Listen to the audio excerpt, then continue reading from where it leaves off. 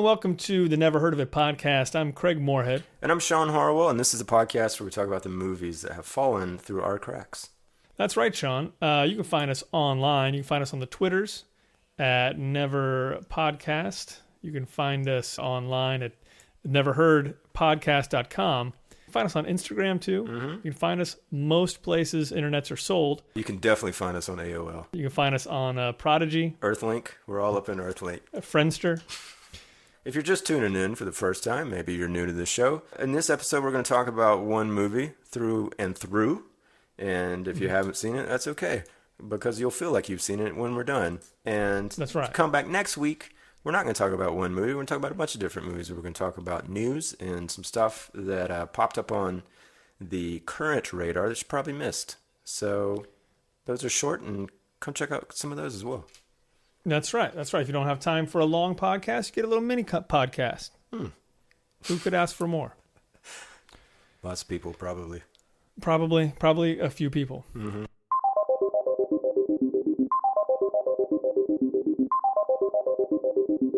Today, we're going to talk about a movie from 1951.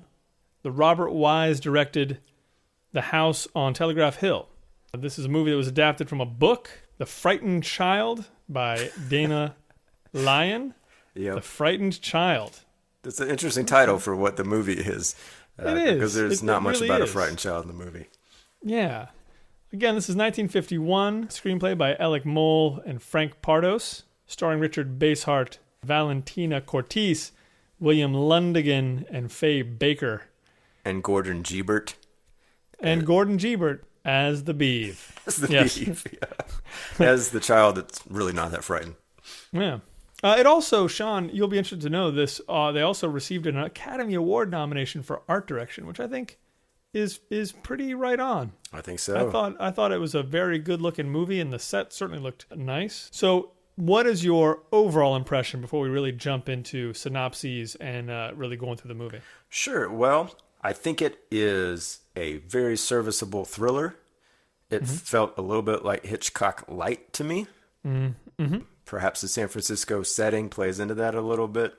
Some of the shot selection by Robert Wise, some of the acting. I think if I were to tell the big plot points and twists back to anyone who has not seen this movie, it would probably sound awesome. But, and I think those are really good plot points. There's some stuff in between that felt a little slow to me and kind of lost my attention a little bit. But on the whole, yeah, I think it's a solid thriller. And it's always interesting, I think, to see a thriller from this era, you know, because they do sort of, I don't know, they just toe a different line than they do today. And I should say that I like to think I had heard of this movie at some point. It did not ring a bell when you brought it up, and I totally thought it was a horror movie when I first heard that title. Yeah. You know? And certainly if you looked at any of the posters, you would probably feel the same way too, generally. Like there's a lot of lightning, and there's imposing scary houses. Yeah, the house, even in the first couple shots, it's like that Psycho mansion, you know? Oh, yeah. I did see kind of early on, I think even before I clicked on play on Netflix, that this was directed by Robert Wise. So I was like, okay, probably not a horror movie. Robert Wise, who, if you don't know, an insanely storied career as a director. Everything from working on the Magnificent Ambersons to directing the first Star Trek motion picture, but also directed one of my favorite movies of all time, which is... Boat Trip. Not Boat Trip. Oh. That'd be The Sound of Music. So, yeah, imagining the director of Sound of Music making a horror movie. I didn't make the connection, although maybe he has. Oh, he certainly has, and he's made one of my favorite horror movies, which is The Haunting. Oh, The Haunting, of course. Yeah, I mean, I was thinking the same thing, that he was more sort of the lighter fare type guy, but I mean, yeah, The Haunting. Well, and I mean, Day the Earth Stood Still is certainly more of a sci-fi-ish story. Right. But interesting to note, that movie came out the same year as House on Telegraph Hill. How insane is that, right? I mean, that's a pretty insane year. And I feel very much the same way you do. There's no reason to kind of go into the specifics, because I very much feel the same way you do about it. It's like, yeah, it's a solid thriller. Like, that's just solid directing. There's pretty good tension. There's some bits that are a little soft, but overall, I really can't complain. What was your knowledge of it going into it, or why did it pop back up on your radar? We should say it is on Netflix. Is that kind of, Yeah. Did you notice that it was on there? It's like, oh, I need to see this. Kind of, yeah. I mean, I was specifically looking for older movies. Yeah. And then just looking for a poster that looked interesting. And the poster looked interesting. And then when I saw it was Robert Wise, I was like, I got to see that. That'll have something to it. Yeah, I just want to say thanks and congratulations because it's not easy to do on Netflix.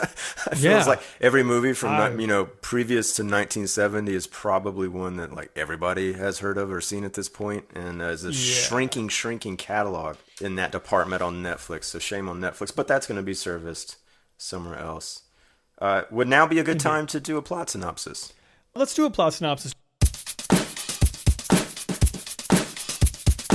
Concentration camp survivor Victoria Kowalska finds herself involved in mystery, greed, and murder when she assumes the identity of a dead friend in order to gain passage to America.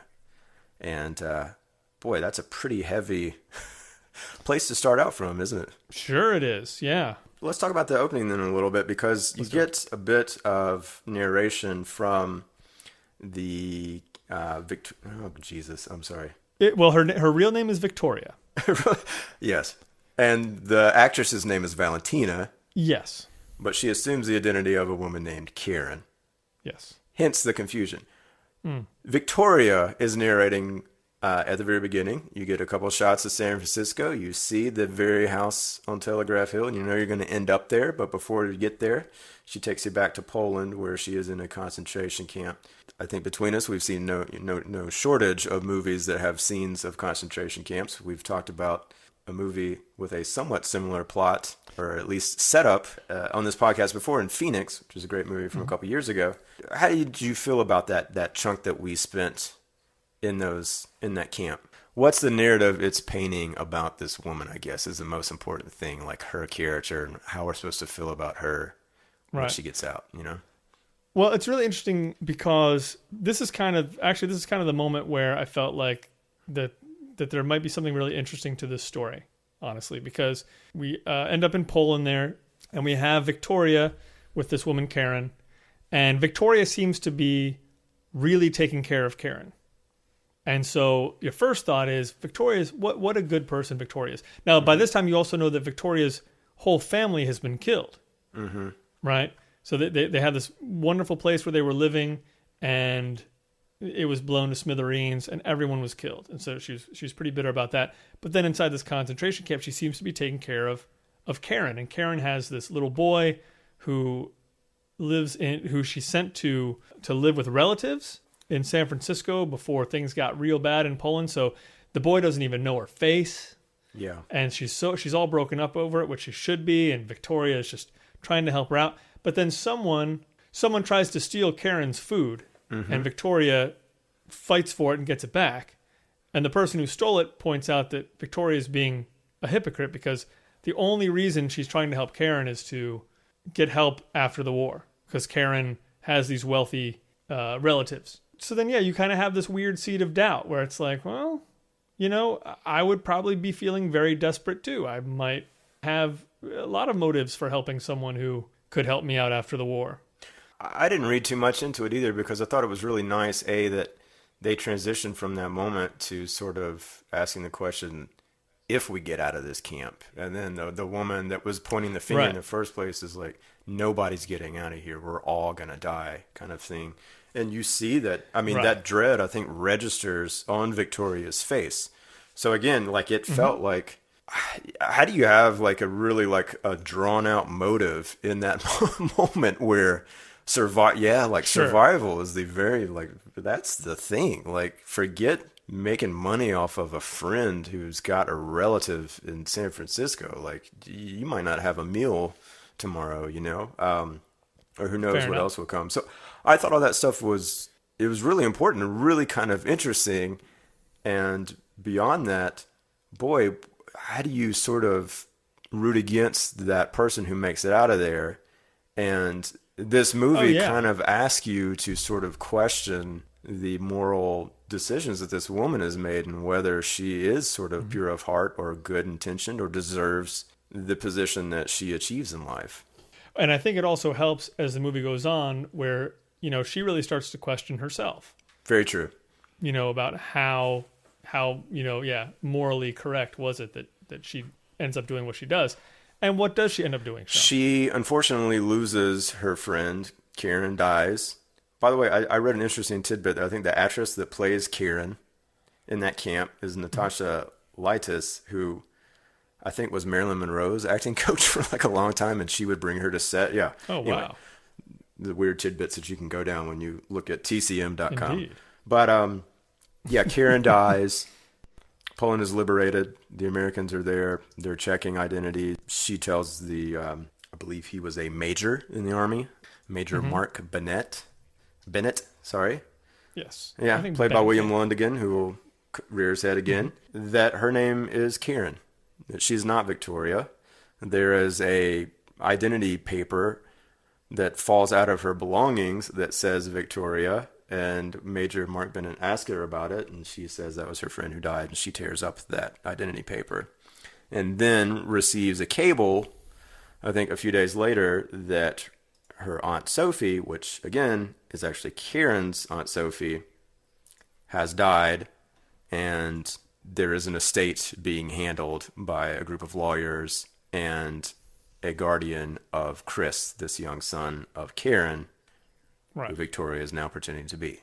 So it's kind of a lot to process up front, I think, and I think they did a good job of pacing that out, I thought. And, there's some interesting transition then from refugee camp to America. I read that they actually used some stock footage provided by the United Nations to show that the United Nations were doing good in the world.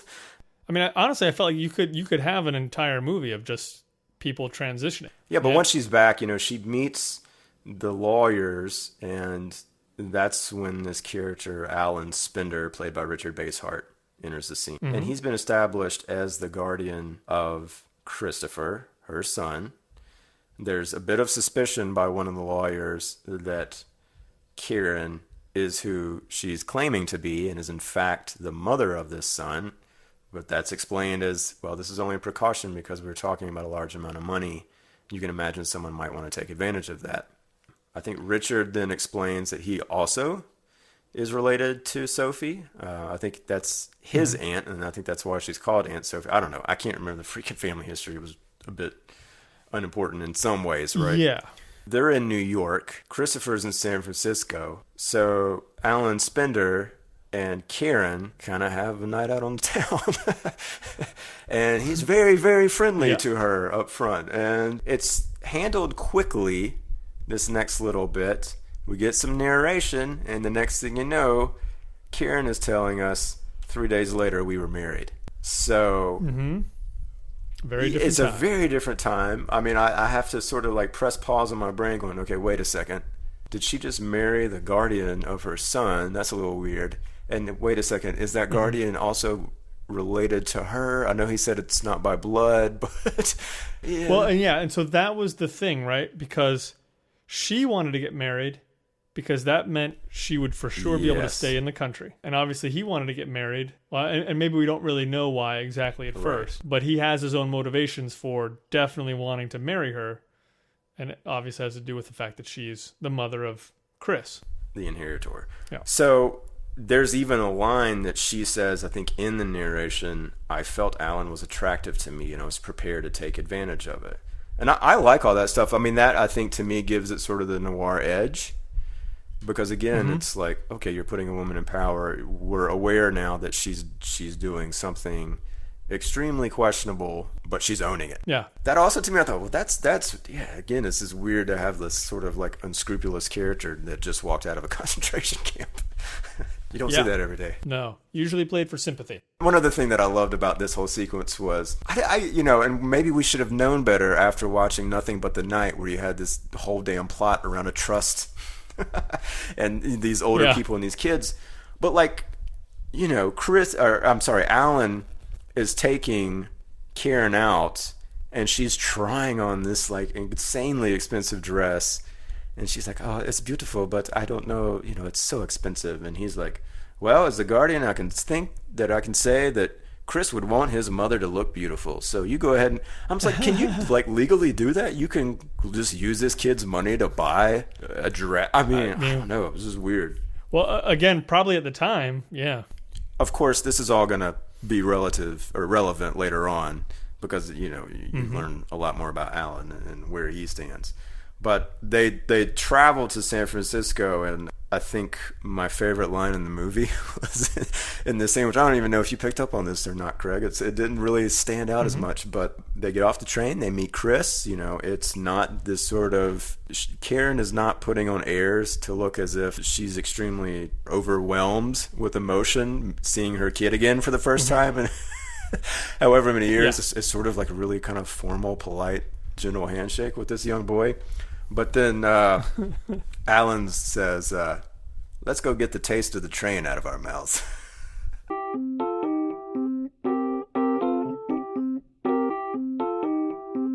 We're back in San Francisco pretty quickly in this movie, right? And for all intents and purposes, they've established everything that we kind of need to know. Like all the pieces are in place now. Where were you with this movie by then? Are you still sort of like, did it have you hanging on, or did you figure out kind of what the actual mystery or crime element was going to be? No, and that's the thing, right? Now she hasn't found the playhouse yet. Nope. Between the time that she rips up that card and then finds that burnt out playhouse, I started thinking, oh no, Shawn, I sat us down for just a straight drama of a woman like meeting some other woman's kid and trying to pretend like and I was like, oh, I'm not up for that right now. Gotcha. So I was very relieved when she finds the playhouse in a little while. Yeah, because that stuff, I mean, I feel like that stuff had to happen. I feel like it was an important part of the story, but it felt kind of slow going through there. What was your feeling? Kind of the same way. I did wonder, okay, if this woman is just going to be the story of the mistaken identity, and whether or not that gets to her or she just gets busted. Yeah, I'm not like... Yeah. This is hard to sustain, right? Oh, absolutely. So, yeah, I think I was relieved similarly when she's out playing catch with her son pretty much the day after they get there. And I think, you've seen the house, you've done the tour, you've met Margaret, I believe, who was the governess, who was very somewhat stoically played by Faye Baker.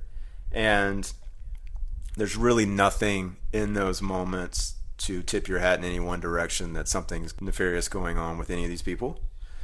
So she's playing catch with her son innocently in the yard, and the ball goes through the bushes, and she's in a playhouse, and she's like, what is this? Like, how come you don't come out here? Like, this is beautiful. And he's like, yeah, it's just dangerous in there. It's, it's messy. And that kid's voice, loved it. Oh, yeah. She goes in, there's like a giant hole a burnt out hole in this playhouse, which is, again, at the top of a hill. Yeah. Yeah, it's like you can see, I think, the port of San Francisco. Oh, for sure. Like, yeah. You can probably see Alcatraz. No. It's the best view on the property. It's in the blown out hole of her playhouse. I'd spend hours in there. Yeah, which he says just happened because of an explosion from a chemistry set. Yeah. Which I'm still a little confused about, Craig. I am too. Because, the timeline of it was a little weird to me because... Later on, there's a conversation, I think, with Margaret where she talks about the playhouse explosion as something that happened 4 years ago. Yeah. And I was like, well, Jesus, how old is Chris? Because he looks like he's like... Yeah, he doesn't seem very old at all. Yeah, like 10 tops or something. I don't know. Do you give a 6-year-old a chemistry set that they exploding chemistry set? Yeah. And now that I'm thinking about it, I still don't know if I know exactly what happened in that damn playhouse. Do you? No, and I was hoping that was going to come out as we were talking, because as I was thinking about it, I was like, we never really kind of got closure on that, unless it was just another blown attempt at trying to kill someone. Oh, it was. Because clearly, whoever is trying to kill people in this movie, isn't the best. That's very, very true. They kind of tend to screw up.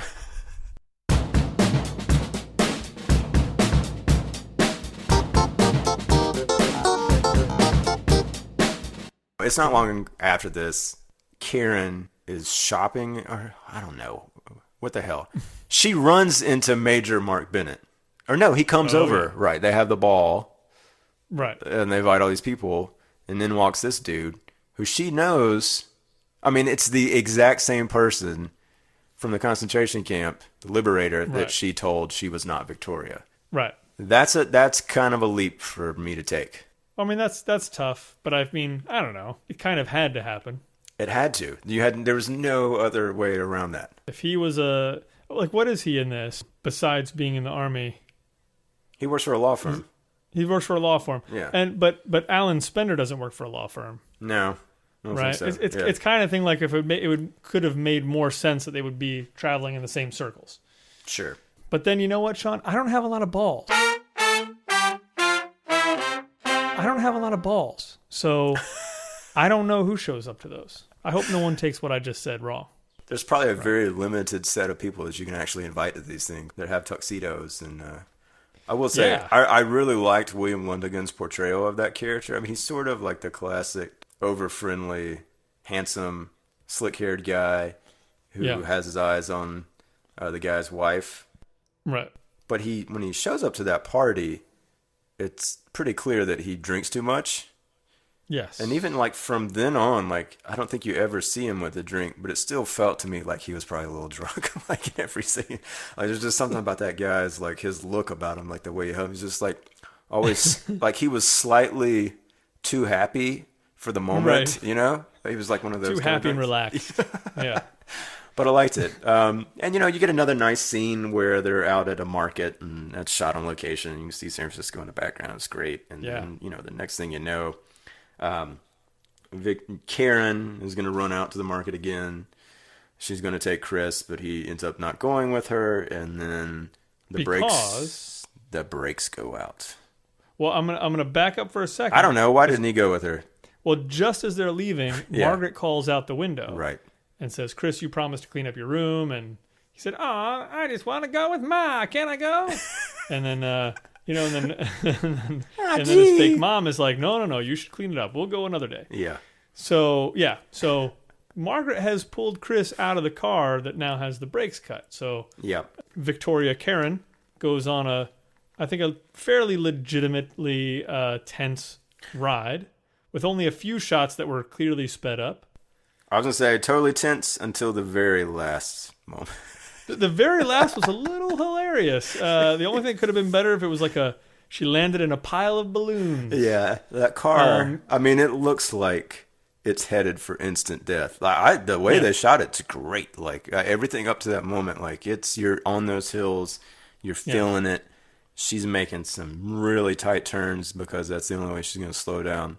But then she makes one super tight turn, and it's an open top car and gets dumped out the top into like a pile of mulch or dirt. Right. Face down. The car just kind of tips over just so, and she just lands perfectly in this dirt. Right. I mean, yeah, if it was a contemporary movie, you would have had a nice slide into the dirt or something.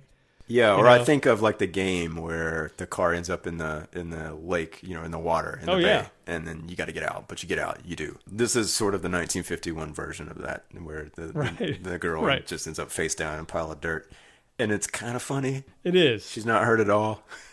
Now we know somebody's out to get her. Yeah, and it doesn't take her long to think that it's Alan, right? Right. And she thinks this because but wait a second. why? Well, let's back up 1 second. Okay, but who's out there? There's suspect. Nobody. Well, my feeling was that Margaret was the other suspect. Oh, okay. And like that's the reason she called Chris in. I never got that vibe from her for some reason. See, I always figured there's at least a chance that Margaret just wants her out of the way. I knew there was Chris something. Is her son. I knew there was something to Margaret. But I think that felt a little obvious to me, perhaps, because they are at odds, at least over. It's clear, you know, Margaret has been the parent. Now here comes this woman in who's illegitimately his mother, and pretending to be the parent. And she's giving Chris ice cream after bed and all this stuff. So there's the tension there. But I don't know. That felt a little obvious to me, I guess. So I didn't ever think it was Miss Margaret.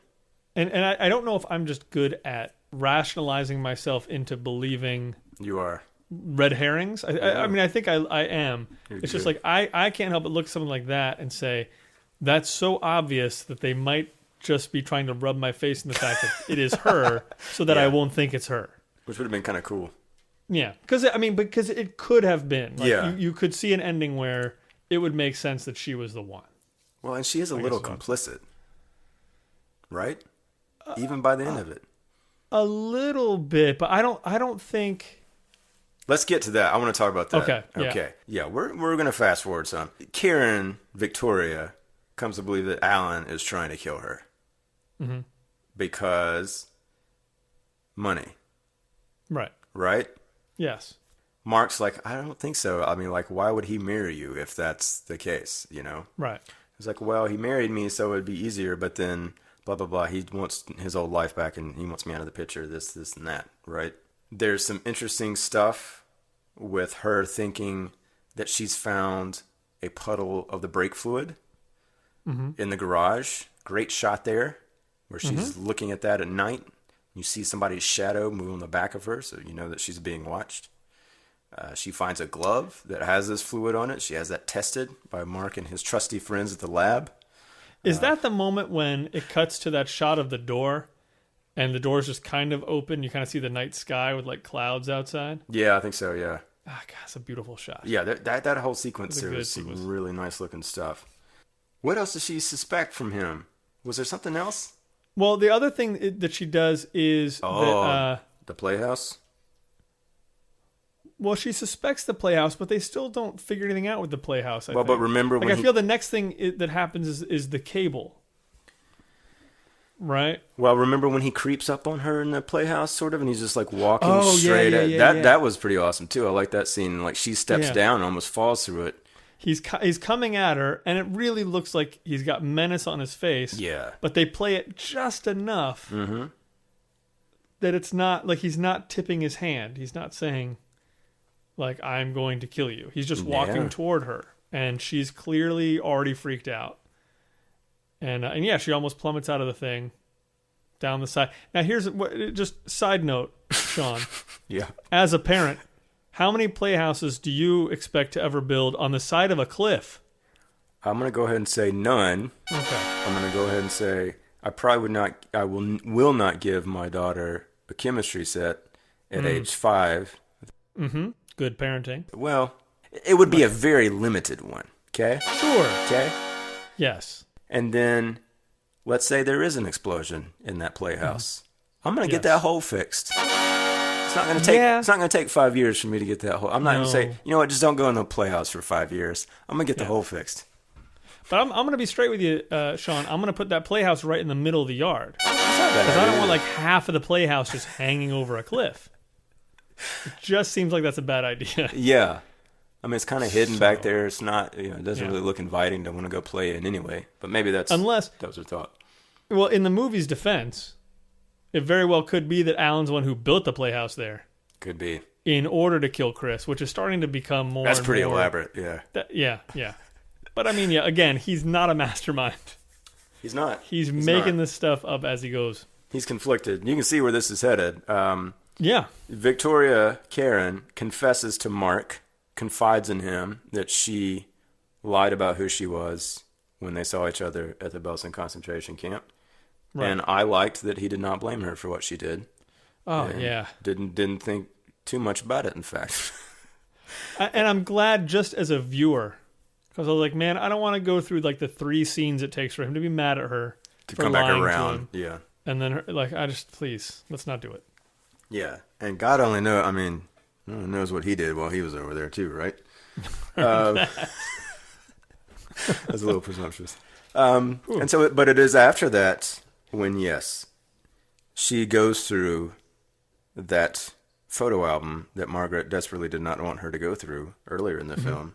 Mm-hmm. Sees the obituary of Aunt Sophie in the newspaper was dated, what was it, 3-4 days after she received the cable about Sophie's death in Poland. Right. Bum, bum, bum. So now she has all the evidence she basically needs Yep. to believe that Alan's definitely not on the up and up. Mm-hmm. So now, Shawn, all she has to do is call, I'm assuming, either Mark or the police, right? Like at this point in the movie, only thing she needs to do is get this information to the right person. I think you're probably right. Yeah. Although, Oh. again, she has been living under a false identification, pretending to be someone's mother. No, absolutely. I think that might make her hesitant to do something like go to the cops, per se. Right. Well, she's definitely trying to call Mark. She's in the trying house. to call Mark. She's and with to me, Alan. yeah, there's stuff in this last act that I simultaneously liked and also felt dragged the entire movie out. Oh, okay. Does that make sense? Sure. Because of those hurdles that they keep, like she goes, there, even I think before this, there's a day where she goes to see Mark and there's Alan in the same building, and like she lies about going to the dentist, and then like it's that he knows what's going on. Right. Like Alan knows there's some going on between her and Mark at the very least. Yeah. If not the whole thing that she is not who she's saying she is. Yes, I will say though that I, again, someone who can easily talk himself into believing things in a movie if he wants to. Yeah. Was fairly swayed by the scene where, for some reason, Alan and Mark take her dancing. I like that scene, yeah. Yeah, I mean, I liked it very much. Alan has that conversation with him, and it feels like just enough sincerity for me to believe that Alan is just a heartbroken guy who feels like he's losing his wife.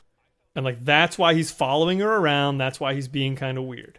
See, I don't know. I believed his performance to Mark, but when he was with her, like, no. Like, I just always felt like there's something else going on with this dude. Like, even... well, yeah. I mean, when he gets to that point, and it's a little bit later, but like, there's like, they're reading, they're like, he's basically like, why don't you come into the room? And she's like, no, I just want to go lay down. It's like, no, come on in. Like, it's like he's sort of like micromanaging where she goes. Yeah, smothering. And like, when she goes to bed. But to me, it all just felt like, okay, like he knows like if she's going to, it's like, who are you calling? It's like, oh, nobody. Like those kind of questions, right? And so you get like this scene. There was a scene where they're just like sitting there reading. Yeah. And like looking like she's like glancing at the corner at him, and then the phone rings and it's like she gets shot. She's like literally like jumps up and drops her book. Yeah. And some of those I was like, it does kind of work. Like the tension is there, right? And yet it also feels like I could see like the SNL version of that same scene. You know what I'm saying? Like based on those big reactions and that heavy kind of music. Right. And forgive me if you said this. And I missed it. I doubt I did. But this is all at a point where she has desperately been trying to make a phone call. Mm-hmm. Clearly, she's just trying to get in a room by herself so she can call Mark, most likely. Yeah. Right. She needs somebody to come to this house because she realizes she's probably in danger. Yeah. I mean, this is like the last 10, 15 minutes of the movie, right? Yeah. Yeah. So it's this nice little sort of quiet cat and mouse thing. Mm-hmm. Again, a good amount of tension. I feel like it's being played pretty well. Yeah, she jumps. There's one really interesting cut to me. I can't remember what line the cut came on, but they're both sitting at the table. Like he couldn't be being more ridiculous about this because at first he's sitting in a sort of an easy chair and she's in a chair and they're both reading kind of across the room. And then she moves closer to the phone. So he goes and sits at the same desk with her. Yeah. It's just like, what's going on? And the phone rings and she's scared and whatever. And he answers and no one talks to him. So he knows it's probably Mark and he hangs up.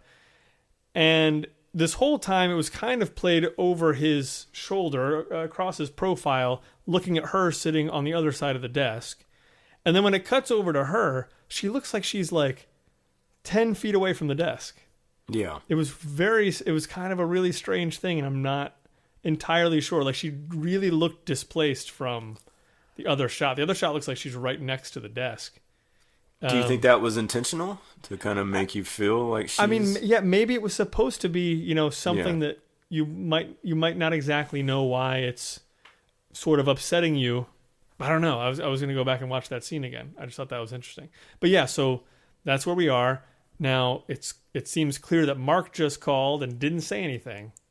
Yeah. And so the noose is kind of tightening. I mean, he could have just said, "Hey, it's Marc." Like, is it tightening too slow, Shawn? Is it tightening too slow at this point? I think it was. Yeah, I think it was in some ways I should say the tension is large, the moments are small. And like maybe that's the disconnect for me in like my sort of modern mind, and like, you know, thinking of movies in the third act had to go big because of the, you know, like we're talking about the reading, and then later on with all the orange juice stuff, you know, at first I was like, Jesus Christ, the tension of drinking orange juice, you know, and then obviously it goes to the point where he gets poisoned. But I also felt that this was going slowly at this point. A part of me was wondering why Alan is drawing this out so far. Mm-hmm. I understand he doesn't want her to make the call, but so much of it almost seems like he's trying to get her to admit something or something. Yeah. It seems like he's trying to get something from her, but that's not true at all. Which I think brings us to the ultimate question of if, in fact, he was trying to kill her, which we know by the end of this movie that he was. Yeah. Why was he so unsuccessful? Yeah. And yeah, like even in that moment, if it's just the two of them in the room, kill her, get rid of the body. Right. Yeah. Nobody's the wiser. I mean, you're poisoning someone. You're cutting brake lines, which is always super iffy, because what if Margaret takes the car? Yeah. Are you fine with that? What if Chris is in the car? You fine? I guess you are fine with it. I guess that's the thing. He is fine with it. He doesn't really care about anybody who dies. I will say this, though. How it ultimately boiled down, I liked. I liked when Alan realizes, because she tells him that this guy who made a point in the very beginning of the movie to say, I always drink a glass of orange juice at night. Helps me sleep. You know, she was able to swap out the glass that he poured for her with his, and he tells her that he, you know, crushed up an entire prescription worth of sleeping pills into her drink, and she's like, no, you idiot, you just drank this, you know, call a doctor. I liked that she genuinely was trying to save him and not just watch him die. But B, I loved that, okay, like he quickly realizes that she's telling the truth and that he is going to die.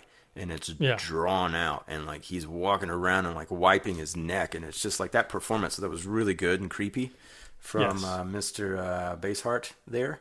Mm-hmm. And I liked all that stuff, and then it leads to Margaret's character, and I liked everything that she had to kind of say in that moment. I think ultimately she's the one given the option to go get help, go make that phone call, and she chooses not to. Yes. I like all of that. It still leaves me with questions about how that whole plot works on its own. Right. It seemed as if Alan and Margaret were in love. Yes. By what he's saying. And yet, she's very clear that her concern is more for the child, Chris, than their relationship. Yes. And so, if indeed Idiot Head here tried to kill his son with a chemistry set 5 years ago, I'm a bit torn as to who she's truly, like, who does she love more, I guess. Because how do you keep Chris in that environment if, in fact, you know that, okay, this guy that I'm kind of in love with maybe tried to kill this kid? You know, did she grow to love Chris more than she loved Alan, or to just realize that that was a problem? I don't know. Like, to me, it did sort of raise some questions. And then, sure, I think you still kind of walk away with a cool noir but weird ending that Victoria, who can live as Victoria, not Karen now, I guess, and Marc sort of get the happy ending and leave with Chris, this child who is not their child whatsoever. And yeah. And he's just like, guys, what's going on in my life? Yeah, he's asleep through the whole damn thing.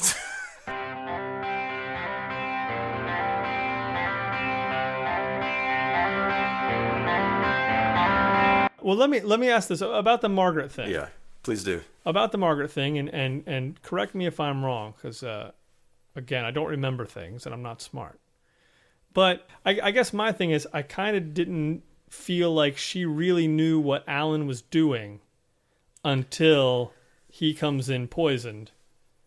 And Victoria's like, he tried to poison me. I don't know. My memory was that he was sort of like, he for sure was in love with Margaret, right? Yeah. Okay. And it felt like they had a plan, like that somehow, like now this plan is ruined, like go get help, like, you know, you have to call a doctor kind of thing. But yeah, I don't know. I might be misremembering that. Well, no, I feel like you're right. And again, and I may be, again, talking myself into things, but I guess my thing is, I felt like the idea was that Margaret didn't understand that when Alan was talking about how he's going to, you know, quote unquote, take care of, you know, Karen or Victoria. He may kill. What he means is he's going to kill her. Like, you know, maybe he's saying, but don't worry, I'm going to get her away. We're going to have the life we have. But, like, she doesn't know that Chris is in danger from Alan. Okay. Like, she doesn't know that until this happens. She's like, you cut those brake lines. You could have killed Chris. Yeah. I'm going to watch you die. Okay. That would make sense. But I do think the Playhouse explosion then still remains a question. Well, but it's the chemistry set. Okay. So it was just an innocent like she thing. bought it. Okay. Yeah. She just didn't think Alan was trying to kill. Why would Alan try to kill Chris? We're a happy threesome. We're having a great time. Why would he try to do that? Yeah. I don't know. I'll have to go back and look at that. Because there was something about that to me that even when they're talking about the explosion, when Margaret and Kieran are talking about it, the way that Margaret talked about it felt as if she were also trying to drop the subject. You know? Yeah, maybe. But it's all, it's very complicated. It's very, it's melodramatic in a lot of ways there, which I think is par for the course of the era. I mean, there's a lot of strings being tied together and untied and rolled into a ball and all kinds of stuff there at the end. There's a lot to deal with. And I do wonder if, like, I don't know, if some of the execution of it a little bit would have made it a little clearer in our heads.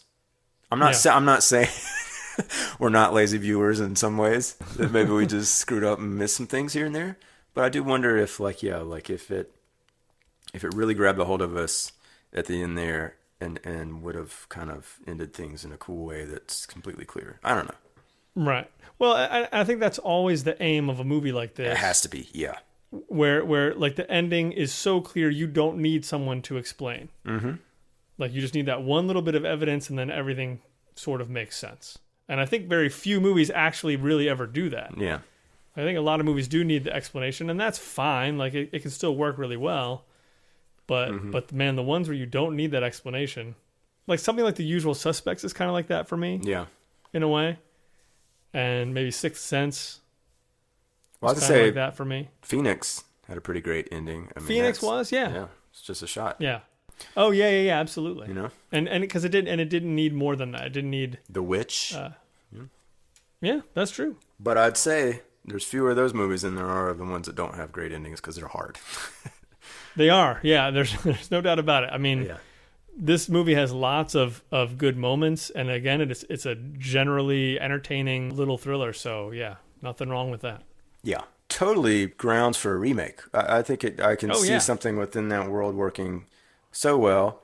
I also wrote down early on when I was making notes that I feel like Cate Blanchett would she would be cast in like A Heartbeat and something like this. Maybe you do Tilda Swinton or somebody. I don't know. But I feel like she would be playing that Karen Victoria character in a lot of ways because she can do this sort of unsympathetic, sympathetic thing quite well. Here's another little interesting thing that I learned about this movie. Mm-hmm. The music was done by Alfred Newman, which I always perk up just because of Mad Magazine, of course. Check this out. Uh-huh. From 1938 until 1957, which would have covered the year that this movie was made, Mr. Newman worked on over 250 films and was nominated every year for at least one Oscar. Wow. 20 years of unbroken nominations. He won 6 times. Had 29 nominations in that span. Well, I think that should be the very least that you should be nominated for. I'm kind of a hardliner on that. I just feel like, 29 guys. What's the starting point for you? Not that hard. Yeah, I mean, really. One other little piece of trivia for you. Nancy Reagan, who I think was Nancy Davis at the time, was also in the running for the Margaret role that went to Faye Baker. Ooh. How about that? Cat fight. So you said The Haunting is your favorite Robert Wise movie? Definitely one of my favorites. It is a very creepy movie. It's based on one of the few books I've ever read that actually made me feel scared while I was reading it. Oh, wow. Yeah, I think he did a really good job with that. Wanted to say, if you haven't seen Run Silent, Run Deep, that's another pretty awesome Robert Wise movie. Submarine, Clark Gable, Burt Lancaster. I mean, what else do you want? I don't want anything else. Okay. I mean, really, he's got so many good movies. It's nuts. You could just throw a dart at his filmography and walk away happy. Well, what's our takeaway on the house on Telegraph Hill? I definitely think, I mean, anybody who likes to watch a nice black and white movie and they feel like they've seen it all, I think Telegraph Hill is a good recommend, yeah. I would agree. I think the setup works really well. I think those plot points are strong. Yeah. I like the lead actress quite a bit, actually. I thought she was really good. She's got her accent felt real to me. I think she's from Italy, not Poland, but nonetheless. And also, I think it's cool to see stuff that's shot on location during this time period, you know? Yeah. Especially in a place like San absolutely. Francisco is always kind of nice to see. It's just so filmic. Yeah. And it did put me in the mind of Hitchcock movies in general. Yeah. Which also just kind of helped. I mean, I knew I wasn't watching a Hitchcock movie, but I do really like these kind of movies. Awesome. Well, thank you for suggesting it. Yeah, definitely. It's always nice to see something like this, and it's on Netflix, so everybody else can watch it. I'm glad it worked out. So next time we'll talk about some other movie. That's right. Which we haven't decided on yet, No. but we will. Keep sending your suggestions. Maybe we'll do one of those. You don't know. Yeah, or not. We might ignore you. Yeah. You know where to find us online. Come say hello. Come check out the mini episode next week, and look to see where we land on the box office, and if we keep up our extreme accuracy of getting no more than 2 right per week. See you next time. Bye.